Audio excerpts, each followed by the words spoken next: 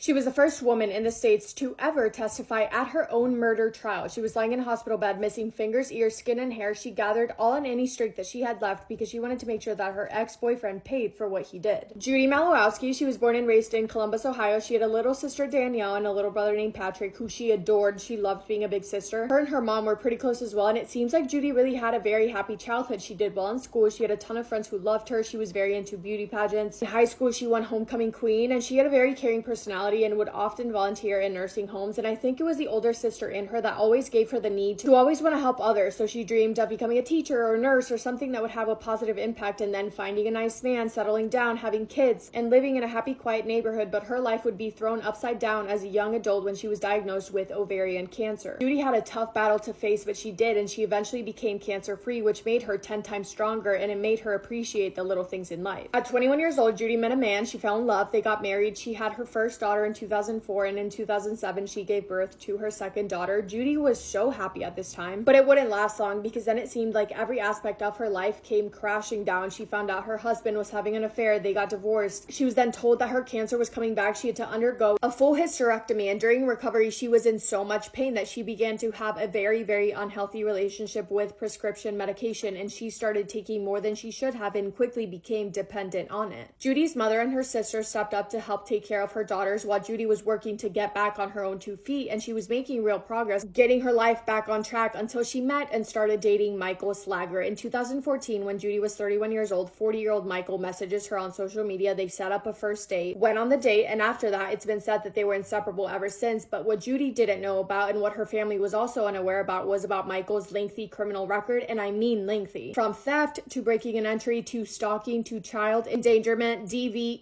SA, over and over again, any bad charge Michael had. But he used his charm to manipulate Judy into thinking that he was a good guy, when in reality he was everything but. And you can imagine having a person like Michael in her life would be horrible for Judy, and it was. She fell back into old habits, into using substances which Michael would use to his advantage to make her feel vulnerable and helpless. Michael was controlling, possessive. He moved into Judy's apartments on his own terms. He was violent, mean, angry, and their relationship just turned into a big toxic mess. And the sick thing is that Michael tried to make it seem like Judy being back in a bad place was because of her own actions. Everything bad that happened was Judy's fault. And Michael wanted to play hero, make people believe that he was on Judy's side and he was trying to help her. He would reach out to her mom, her sister, her family members, and paint Judy in this dark light, make her sound like a mess of a person, but paint himself to be a hero, a good, great guy that was just trying to help her. When, as we know now, behind the scenes, Michael was the person that was making Judy feel this big, making her physically weak because of how he would hurt her, but also emotionally exhausted and devastated from being in this horrible relationship. Judy called the police on Michael one time when he was very, very violent, but because Judy had a history of using substances, authorities just didn't believe her. Michael came out and he was like, yeah, she's crazy. She's very unstable. And authorities were like, yeah, you're probably right. And literally nothing was done about it. Judy started running away to family members' houses, to motels, just to get away from Michael. But then Michael would call the police, report her missing, and the police would find her and return her back to Michael.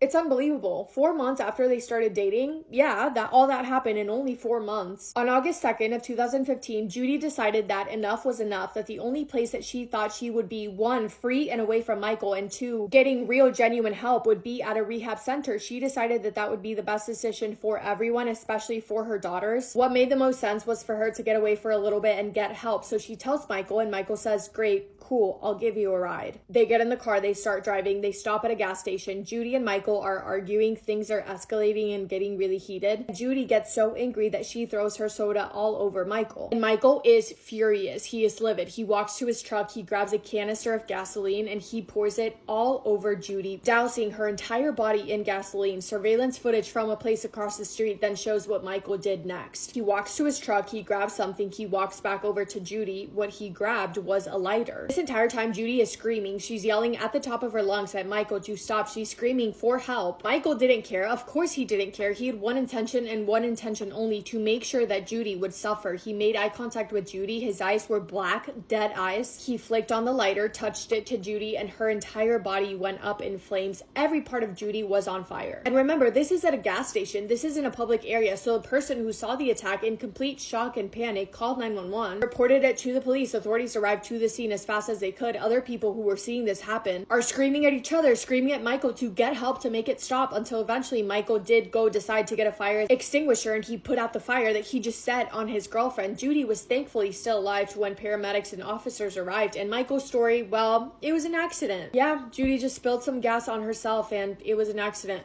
Hello? Oh, and also the entire thing was captured on CCTV footage, so Michael trying to lie was honestly just a big waste of time. Judy was rushed to the hospital, her family was called, and she was going to have to fight for her life. This is a quote from one of Judy's nurses, quote, "In the burn world, we have an equation for mortality, which is based on the patient's age and percent burn, and in Judy's case, she was 31 at the time of the burn, I believe, and approximately 80+% burn, so that made her like 110% mortality. 95% of Judy's body was covered in severe burns. She was not supposed to survive that. No human being is meant to survive that. She was hanging on by a thread. And the investigation was luckily easier than expected because the CCTV footage captured everything. An investigator who watched the footage said, quote, "It looked like a movie scene, clearly showing they were arguing, and then Michael dumped gas over her. So we knew right away that Michael's story, he had lied to us. For me, that scene has played out in my dreams more times than I can count." Judy was in a coma. She was completely unresponsive, but she was still alive. And when doctors and officers are being completely honest, they didn't think that she would be. They were kind of planning on charging Michael with homicide if or when Judy passed. But never in a million years did they think that they would get to meet and speak to the victim of the homicide. The decision was made that Judy would be woken up, taken out of sedation to speak to detectives because Michael was still claiming that it was an accident, even though they literally had the CCTV footage showing exactly what happened. I don't know why it was needed for Judy to give a statement and say what happened, but she was taken off sedation, and an investigator went to go speak to her, and he said that he had, quote, "never seen trauma like that to a human body that wasn't deceased," end quote. He said he leaned in to speak to her and he wasn't even sure that she could hear him because her ears had been burnt off, but she could, and unbelievably so, she was responsive. After she spoke to investigators, she was put back in a coma, and Michael was charged with aggravated arson and he was being held in custody awaiting trial because he was still claiming his innocence. He was saying that he was not guilty. He still claimed that it was an accident. I guess he's delusional. I think that he was hoping that Judy would pass away, and without Judy testifying, there wouldn't be enough evidence to convict him for murder, so he would possibly get away without a murder charge, but that wouldn't be the case. Judy was not expected to live for more than a few hours, but she kept fighting. Judy would undergo more than 50 surgeries. She would code 7 times and suffer excruciating procedures and skin grafts. But after 7 months, Judy woke up and said that she wanted to testify against Michael, but Michael's defense team fought back because they knew that that would make things obviously much worse for Michael, and that made Michael change his plea from not guilty to no contest so that there would be no trial. He was found guilty and he was given the maximum sentence, but he was only found guilty for aggravated arson and fellatio.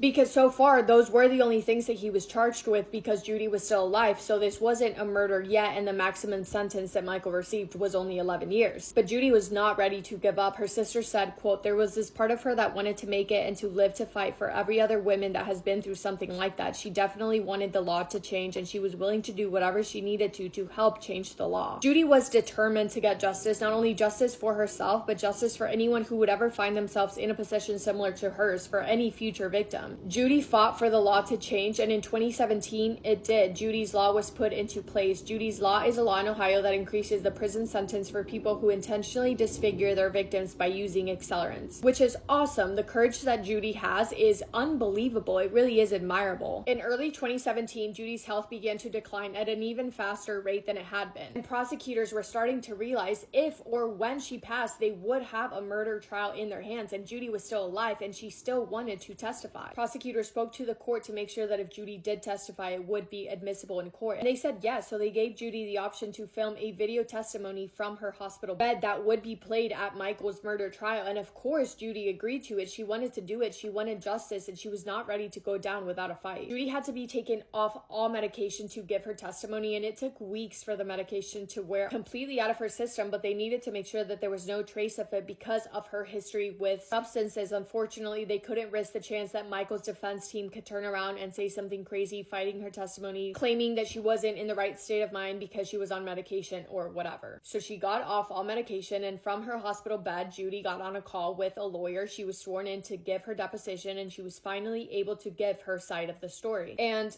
oh my God, it makes me cry. You can see a video of her disposition online, but the strength that she has is just unbelievable. I have never seen anything like it. It like literally is giving me goosebumps again. She described the entire attack, how her and Michael were arguing before, how she threw her soda on him, how he doused her body in gasoline and she felt it burning down her throat and in her nose, how the fire felt like a million needles burning through her skin. She went into detail on all of the suffering that she was put through at the hands of her ex-boyfriend, Michael Slager. And then Judy was cross-examined. She had to sit there and answer questions from Michael's defense team, which is so disturbing to me and it feels incredibly wrong. It made me want to throw up listening to that part of the video. It's just so uncomfortable. The lawyer asked Judy, do you agree that because of the trauma you have suffered, your ability to recall events has been compromised? And Judy responded by saying, you have to understand that on August 2nd, I was set on fire, I was thrown to the ground and burned 95% of my body. I can recall the events, but specific small details is what's hard for me to recall. Oh my God, I'm sweating. Judy showed incredible strength, courage, and bravery. She gave her deposition in early 2017, and less than 5 months later, on June 27, 33-year-old Judy Malinowski passed away with her mother right by her side. Michael Slager was charged with murder, and Judy's testimony was admitted and played in court. He pleaded guilty, and he was sentenced to life in prison. Judy's foundation was set up by her family. You guys should go to the website. It's really a beautiful website, and her family members continue to remember her for the beautiful person that she was. Her obituary reads, quote, in spite of her extreme pain, her beautiful smile shined through the permanent scars, her disfigurement, and her tears. Judy made sure that her daughters knew one thing before she passed, that they were both very, very loved. One of her last few words were to her daughters, she said, I love you. Remember, you're both the color of my heart. And I have goosebumps again. This one really made me want to cry for a long time. That is all I have on the story of Judy. The strength of her, I can't find the right words to describe it. But let me know if you guys have heard of this story before. Let me know what your thoughts are on it. And thank you for spending time with me today. I hope you guys are all having the best day. If not, go do something to make it the best day. Make somebody happy, and I will see you in my next video. Massive kiss on the forehead to every single one of you.